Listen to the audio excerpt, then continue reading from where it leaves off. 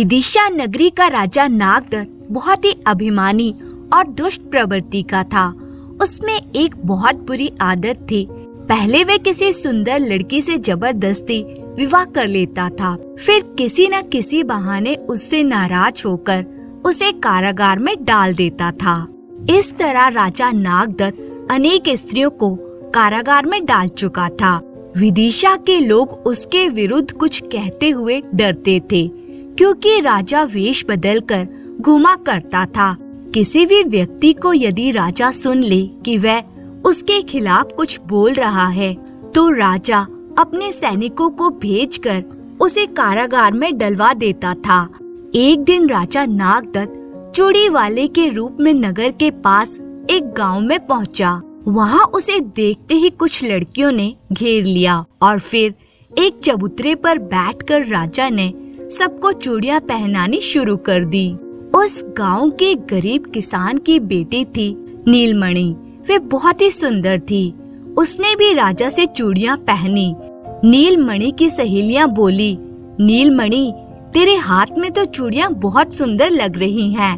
तो दूसरी सहेली बोली, अरे नीलमणि तो है ही इतनी सुंदर, इसकी सुंदरता देखकर तो इस पर राजा भी मोहित हो जाएगा और फिर इसे ब्याह कर ले जाएगा, इसे महल में अपनी रानी बनाकर रखेगा। तभी नीलमणि बोली, लेकिन मैं ऐसे दुष्ट राजा से कभी ब्याह नहीं करूंगी।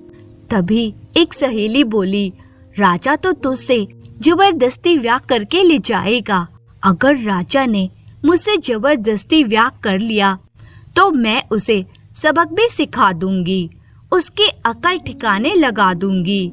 नीलमणि अपनी सहेलियों के साथ बातें करती हुई अपने घर की ओर चली गई। राजा ने नीलमणि की सारी बातें सुन ली थी और वे सोचने लगा, मैं इस लड़की से अवश्य विवाह करूंगा, फिर देखूंगा ये मुझे क्या सबक सिखाती है। विवाह करके इसे भी किसी बहाने कारागार में डाल दूंगा। अगले दिन ही राजा नागदत्त ने नीलमणि को पकड़कर लाने का आदेश दिया। राजा नागदत्त ने नीलमणि से विवाह किया। नीलमणि के माता पिता को भी गांव से बुलाया गया था। विवाह के पश्चात जब नीलमणि अपने माता पिता के पांव छूने के लिए झुकी तो वे बोली, माँ बापू, तुम मेरी बिल्कुल चिंता नहीं करना, मुझे मेरे भाग्य पर छोड़ दो। रोते बिलखते नीलमणि के माता पिता गांव लौट आए। विवाह के बाद कई दिन ऐसे ही बीत गए। नीलमणि रानी बनी हुई थी, लेकिन हर पल कुछ सोचकर उसका दिल भय से धड़क उठता था। कई दिन से राजा नागदत्त नीलमणि को कारागार में डालने की तरकीब सोच रहा था, लेकिन अभी उसे कोई तरकीब नहीं सूझ रही थी। एक दिन राजा नागदत्त अपने दरबार से शाम को महल में लौटा तो रानी बोली, आप आ गए महाराज, मैं दासी को बुलवाकर जल मंगवाती हूँ। नहीं रानी, आज तुम स्वयं हमारे लिए जल लेकर आओगी। आप आराम से बैठिए महाराज, मैं जल लेकर आती हूँ। नीलमणि राजा के लिए जल लेने उस कक्ष से बाहर चली गई। राजा सोचने लगा, आज मुझे इसकी गलती पकड़ने का खूब बहाना मिलेगा, क्योंकि इसको यह तो पता ही नहीं कि मैंने जल क्यों मंगवाया है। अगर यह पानी के लिए जल लाएगी तो मैं कहूँगा कि मैंने हाथ पांव धोने के लिए जल मंगवाया था। अगर हाथ पांव धोने के लिए जल लाएगी तो मैं कहूँगा कि पानी पीने के लिए मंगवाया था। आज ये बच नहीं सकेगी। उधर नीलमणि सोच रही थी, राजा ने मुझे ही जल लाने को कहा है, अवश्य ही इसमें कोई रहस्य छिपा है, मुझे बुद्धि से काम करना होगा। जब नीलमणि जल लेकर राजा नागदत्त के पास पहुंची तो वे बोला, नीलमणि, हमने तुमसे पीने के लिए जल मंगवाया था और तुम हाथ पांव धोने के लिए इस बड़े पात्र में जल लेकर आई हो। महाराज, मेरी बात तो सुनिए। नहीं, हमें कुछ नहीं सुनना। तुमने गलती की है, अब तुम्हें कारागार की सजा भुगतनी होगी। महाराज, मैंने कोई गलती नहीं की, मैं आपके पीने के लिए ही जल लेने गई थी, लेकिन महाराज, जब कोई बाहर से चलकर आता है तो उसे पहले हाथ पांव धोने के लिए जल दिया जाता है, उसके बाद पीने के लिए दिया जाता है। आपके पीने के लिए जल दासी लेकर आ रही है, मैं उससे कहकर आई हूँ, तब तक आप हाथ पांव धो लें। तभी दासी जल लेकर राजा के पास पहुँच गई। राजा सोचने लगा, ओह, आज तो तुम अपनी बुद्धिमानी से बच गई, लेकिन अगली बार नहीं बचने दूंगा। एक दिन राजा नागदत्त नीलमणि के साथ विश्राम कक्ष में बैठा कुछ सोच रहा था। बहुत दिन हो गए, अब जल्दी ही रानी को किसी न किसी बहाने कारागार में डाल देना चाहिए। तभी एक सैनिक आया और बोला, महाराज की जय हो। महाराज, चंदन नगर के राजा ने अपना दूत भेजा है। ठीक है सैनिक, उस दूत को अंदर भेज दो। महाराज की जय हो। हमारे राजा ने अपने राज्य की वर्षगांठ पर आपको ये मिठाई भेजी है। अरे वाह, राजा ने हमारे लिए मिठाई भेजी है, फिर तो हम अभी खाएंगे। अभी राजा नागदत्त ने मिठाई खाने के लिए टुकड़ा उठाया ही था कि तभी रानी नीलमणि ने राजा के हाथ पर मारकर मिठाई नीचे गिरा दी। नीलमणि, तुमने हमारे मित्र राजा की मिठाई गिरा दी, हम तुम्हें इस गलती की सजा देंगे। नहीं महाराज, मैंने कोई गलती नहीं की है, बल्कि मुझे तो इस काम के लिए पुरस्कार मिलना चाहिए। अवश्य हम तुम्हें कारागार का पुरस्कार देंगे। सैनिक, नीलमणि को बंदी बनाकर ले जाओ और कारागार में डाल दो। ठहरो महाराज, मुझे कारागार की सजा का आदेश देने से पहले इस मिठाई का परीक्षण तो करके देख लीजिए। परीक्षण? कैसा परीक्षण नीलमणि? तुम हमें चालाकी से बहकाना चाहती हो, लेकिन इससे तुम कारागार में जाने से नहीं बच सकती। मुझे अपनी गलती पर हर सजा स्वीकार है महाराज, लेकिन एक बार ये मिठाई किसी कुत्ते या बिल्ली को अवश्य खिलाकर देख लीजिए। वहाँ खड़ा दूत सोचने लगा, मुझे भाग निकलना चाहिए, नहीं तो राजा मुझे फांसी पर चढ़ा देंगे। महाराज बोले, सैनिक, पहले इस दूत को बंदी बना लिया जाए और फिर किसी कुत्ते या बिल्ली को यह मिठाई खिलाई जाए। राजा के आदेश पर सैनिक ने उस दूत को बंदी बना लिया।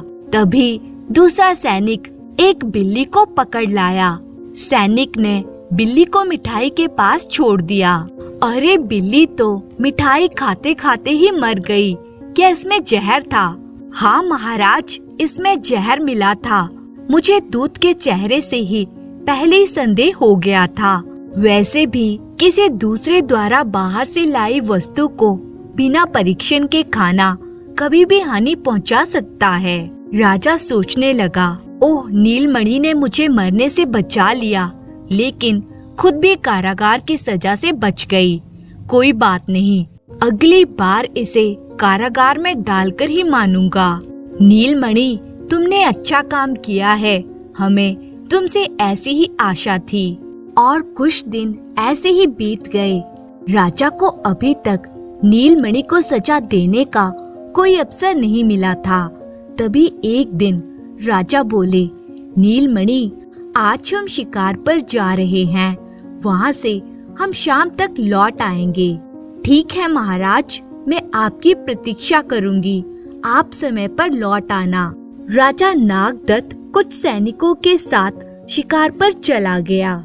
जंगल में शिकार के लिए जाना तो राजा नागदत्त का एक बहाना था। वह तो नीलमणि को फंसाने के लिए चाल चल रहा था। सैनिक, आज मौसम बहुत सुहावना है, आज हम कोई शिकार नहीं करेंगे। तुम महल में जाकर रानी नीलमणि को ले आओ, बस आज हम खूब सैर करेंगे। जो आज्ञा महाराज। सैनिक नीलमणि को लेने चला गया तो एक पेड़ के नीचे बैठकर राजा सोचने लगा, आज नीलमणि मेरे जाल से बच नहीं सकेगी। यदि वह सैनिक के साथ आ गई तो कहूँगा कि तुमने मेरी राजमुद्रिका देखे बिना सैनिक की बात पर कैसे विश्वास कर लिया, और यदि नहीं आई तो मेरा आदेश ना मानने के अपराध में मैं उसे कारागार में डाल दूंगा। आज तो उसे ईश्वर भी नहीं बचा पाएगा। उधर वह सैनिक महल में पहुंच गया और रानी से बोला, रानी, महाराज ने संदेश भेजा है कि आज मौसम बहुत सुहावना है, इसलिए आज वो आपके साथ जंगल में सैर करेंगे। महाराज ने आपको बुलाया है। नीलमणि सोचने लगी, ओह, कहीं राजा की यह कोई चाल तो नहीं है। और फिर कुछ सोचकर नीलमणि ने कहा, सैनिक, तुम महाराज से जाकर कह दो कि मैंने तुम्हारे साथ आने से इनकार कर दिया था, लेकिन महारानी, महाराज तो क्रोध करेंगे। तुम्हें जो कहा गया है उसका पालन करो। यह मत भूलो कि हम विदिशा नगरी की रानी हैं। जो आज्ञा महारानी जी। तभी सैनिक वापस जंगल की तरफ लौट गया और कुछ देर में सैनिक ने जंगल में पहुंचकर राजा को सूचित किया, महाराज, रानी ने जंगल में आने से इनकार किया है। क्या कहा? उसने हमारे आदेश को मानने से इनकार किया है। हम उसे इस अपराध की सजा अवश्य देंगे। हम अभी महल के लिए प्रस्थान करेंगे। महल में पहुंचते ही राजा सीधे नीलमणि के कक्ष में गया और बोला, नीलमणि, हमने तुम्हें जंगल में बुलाया था और तुमने वहां आने से इनकार करके हमारे आदेश को नहीं माना। आज तुम्हें इस अपराध की सजा अवश्य मिलेगी। महाराज, मैंने कोई अपराध नहीं किया और ना ही आपके आदेश का कोई उल्लंघन किया है। महाराज, मैंने उस सैनिक के साथ जाने से इनकार करके आपको बहुत बड़ी मुसीबत से बचाया है।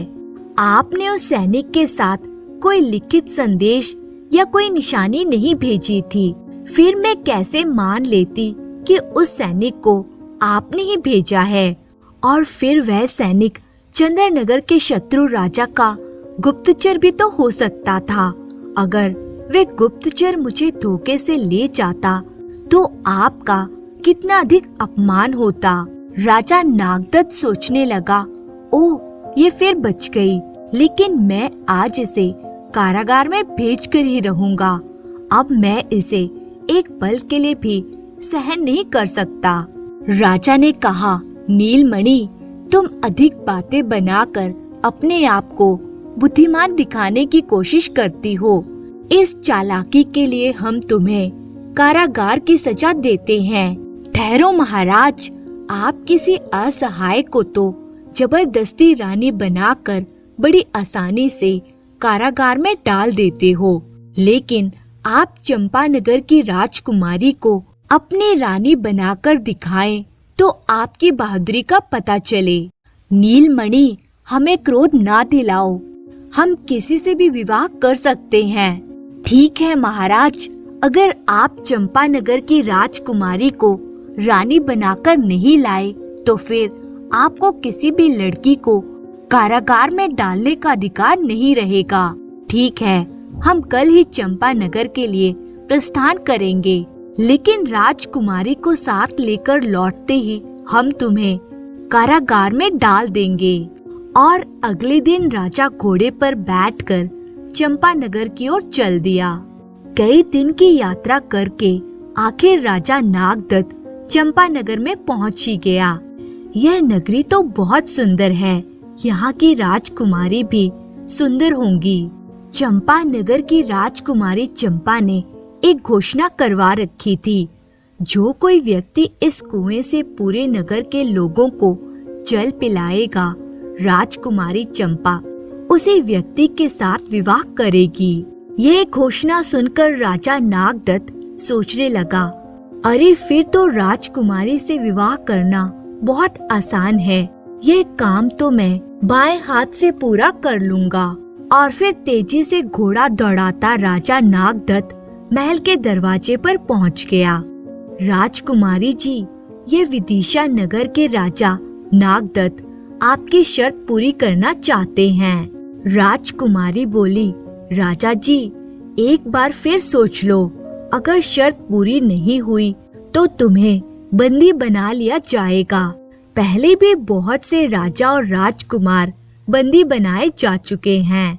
राजकुमारी जी, मैं आपकी शर्त अवश्य पूरी करूंगा। आप विवाह के लिए तैयार रहें। सैनिकों, तुम इन्हें अतिथि गृह में ले जाओ। ये कल सुबह से लोगों को जल पिलाना प्रारंभ करेंगे। सैनिक राजा को अतिथि गृह की ओर ले गए। दूसरे दिन प्रातः काल से ही राजा नागदत्त ने उस कुएं से नगर वासियों को जल पिलाना शुरू कर दिया और उस दिन सुबह से दोपहर हुई, फिर दोपहर से शाम, फिर भी जल पीने के लिए नगर वासियों की बहुत लंबी कतार लगी थी। लेकिन राजा नागदत्त बुरी तरह थक चुका था। ओह, अब तो मुझसे खड़ा भी नहीं हुआ जा रहा और लोगों की भीड़ कम होती दिखाई नहीं देती है। हाय, अब मैं क्या करूं? और जब राजा नागदत्त कुएं से जल निकालने के लिए उठा तो उसके कदम लड़खड़ा गए और वे कुएं के मुंडेर पर ही गिर गया। वहाँ खड़े नगरवासी बोले, देखो, वे गिर गया है, अरे कोई इसे उठाओ। वहाँ खड़े सैनिक बोले, ठहरो, राजा को कोई हाथ नहीं लगाएगा। हम इन्हें बंदी बनाकर राजकुमारी के पास ले जाएंगे। ओह, अब मुझे बंदी बनाकर रहना होगा। हे भगवान, क्या सोचकर आया था और क्या हो गया? सैनिक राजा नागदत्त को पकड़कर राजकुमारी चंपा के पास ले गए। राजकुमारी बोली, तुम अपनी शर्त हार गए, अब तुम्हें कारागार में रहना होगा। इन्हें ले जाकर कारागार में डाल दो। और फिर सैनिकों ने राजा नागदत्त को कारागार के एक कक्ष में बंद कर दिया। जब कुछ दिनों तक राजा नागदत्त वापस नहीं लौटा तो नीलमणि को बहुत चिंता हुई। उसने कुछ गुप्तचरों को राजा की खोज में भेजा। तुम्हें यह पता करना है कि महाराज कहाँ पर हैं और कैसे हैं। इस काम के लिए मैं तुम्हें बहुत धन दूंगी। कुछ दिनों बाद गुप्तचरों ने लौटकर नीलमणि को बताया, रानी जी, महाराज को चंपा नगर में बंदी बना लिया गया है। वे राजकुमारी से शर्त हार गए थे। ठीक है, तुम लोग जाओ, लेकिन ये बात किसी को नहीं बताना। अगले दिन रानी नीलमणि ने महामंत्री से विचार विमर्श करके कहा, महामंत्री जी, मैं राजा को छुड़ाने के लिए जाऊंगी। मेरे पीछे आप ही सब राजकाज देखेंगे। और फिर नीलमणि राजकुमार का वेश बनाकर चंपानगर के लिए चल पड़ी। कई दिनों की लंबी यात्रा करके रानी नीलमणि चंपानगर में पहुंच गई। और जब नीलमणि ने महल के द्वार पर पहुंचकर पहरेदारों को अपने आने का प्रयोजन बताया तो वे उसे राजकुमारी के पास ले गए। राजकुमारी चंपा उससे बोली, राजकुमार, एक बार फिर सोच लो, कहीं ऐसा न हो कि तुम्हें आजीवन कारागार में सड़ना पड़े। राजकुमारी जी, अगर मैं शर्त जीत गया तो तुम्हें विवाह करने के साथ साथ सभी लोगों को कारागार से छोड़ना होगा। ठीक है राजकुमार, मुझे आपकी शर्त मंजूर है। अगले दिन सुबह ही कुएं पर पहुंचकर नीलमणि ने फुर्ती के साथ स्त्री, पुरुष और बच्चों की भीड़ को जल पिलाना प्रारंभ कर दिया। शाम होने से पहले नीलमणि सभी को कुएं से जल पिला चुकी थी। इस कार्य को करने में उसे काफी आनंद आया था। वहाँ खड़े सैनिक बोले, राजकुमार, आप तो शर्त जीत गए। आप हमारे साथ राजकुमारी के पास चलिए। और जब सैनिकों ने राजकुमारी के कक्ष में पहुंचकर उसे यह सूचना दी तो राजकुमारी बोली, राजकुमार, अपनी शर्त के अनुसार मैं आपसे विवाह करने के लिए तैयार हूँ और सभी बंदी लोगों को छोड़ देने की आज्ञा देती हूँ। दूसरे दिन नीलमणि का विवाह राजकुमारी चंपा के साथ हो गया। नीलमणि ने राजा नागदत्त को सेवक के रूप में अपने पास रख लिया। राजकुमार के वेश में होने के कारण नागदत्त नीलमणि को पहचान न सका। नीलमणि बोली, नागदत्त, हमने तुम्हें कारागार से मुक्त कराया है, इसलिए अब तुम्हें हमारे साथ रहना होगा। जी राजकुमार, मुझे स्वीकार है, आपका ये उपकार मैं कभी नहीं भूलूंगा। 2 दिन बाद नीलमणि राजकुमारी चंपा के साथ विदिशा नगर के लिए रवाना हो गई। नागदत्त भी सेवक के रूप में उनके साथ चल रहा था। विदिशा नगर पहुंचने में अभी कुछ ही दूरी बची थी कि नीलमणि एक सैनिक से बोली, सुनो सैनिक, हमें किसी आवश्यक काम से अभी जाना होगा, तुम सबको विदिशा नगर लेकर पहुंचो। और ये कहकर नीलमणि घोड़े पर सवार होकर तेजी से वहां से निकल गई। जब राजकुमारी चंपा और सैनिकों के साथ राजा नागदत्त विदिशा नगरी पहुंचा तो मन में सोचने लगा, अरे मैं तो अपने नगर में पहुंच गया, अब डर किस बात का है, यहाँ का राजा तो मैं हूँ। इस राजकुमारी को भी मैं अपने साथ महल ले जाऊंगा। यह सोचते ही राजा नागदत्त ने जोर से कहा, सुनो, मैं इस नगर का राजा नागदत्त हूँ, तुम सबको मेरा आदेश मानना पड़ेगा, नहीं तो मैं तुम सबको अपने सैनिकों से कैद कराकर कारागार में डलवा दूंगा। और फिर नागदत्त सबको अपने महल में ले गया। महल में पहुंचते ही राजा नागदत्त ने नीलमणि को अपने कक्ष में बुलवाया। नीलमणि बोली, आप आ गए महाराज, कई दिनों से मैं आपकी प्रतीक्षा कर रही थी। नीलमणि, हम चंपा नगर की राजकुमारी चंपा को अपनी रानी बनाकर ले आए हैं, अब तुम्हें शर्त के अनुसार कारागार में रहना होगा। नीलमणि चंपा के पास जाकर बोली, राजकुमारी चंपा तो सचमुच बहुत सुंदर है, लेकिन क्या सचमुच महाराज आपने इसको शर्त में जीतकर रानी बनाया है? नीलमणि, राजकुमारी चंपा तुम्हारे सामने बैठी है, फिर तुम ऐसा प्रश्न क्यों कर रही हो? नीलमणि बोली, महाराज आप झूठ बोल रहे हैं, यह तो मुझे पता है, क्योंकि राजकुमारी चंपा और मैं दोनों सहेलियां हैं, और जिस राजकुमार ने राजकुमारी चंपा से विवाह किया था वे और कोई नहीं, मैं स्वयं थी।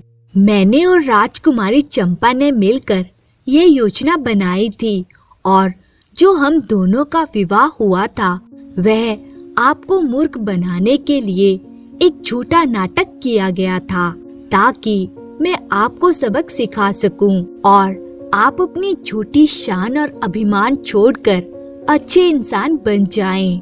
रानी नीलमणि ने पिछली सारी घटनाएं राजा को विस्तार पूर्वक बताई।